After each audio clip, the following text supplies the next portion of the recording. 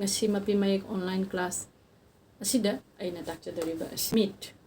meet chine aina ngasi takchadoriba meet asi ekhoi minute magi manungda akhoi khangbinasi meet asigi maming meet asigi meet asiga aina bangla bornomalada meet chi ire aduga bangla bornomalada meet chi mo oina sijane asi down iserake si meet asidagi khoi mo lawri ade meet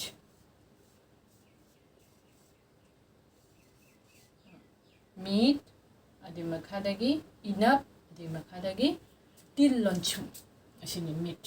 dagi khoi kari lawre asi aduga gi meet chi akhoi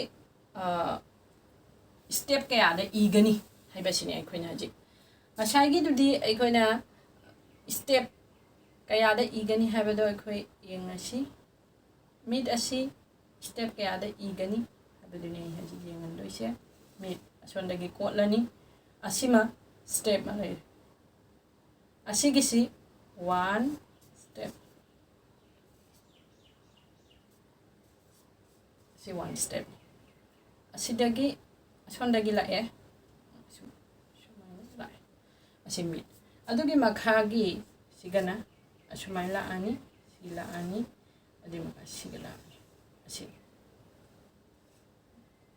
adodi two step adugi makhada asigagi mongam yango asiga angkam la ngasagi do asila adugi maka sigagi mongam siga jaga asina three step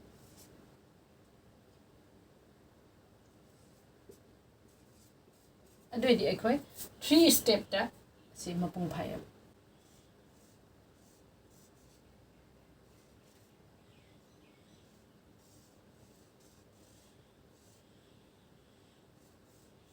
mukna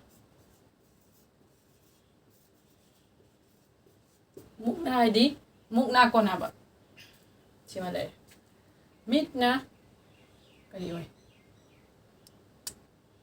misna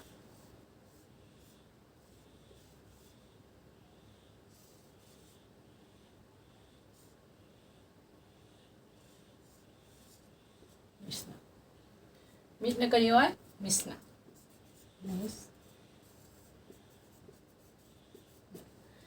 ado idaragadi aikhoina bahoninge basiga kadino focus toriba asi meet nya ba asi meet na hoba konthok nya basi ado ide aina focus toning si meet ni ado ide meet chi uhala sondeina sige isu shumaina mutai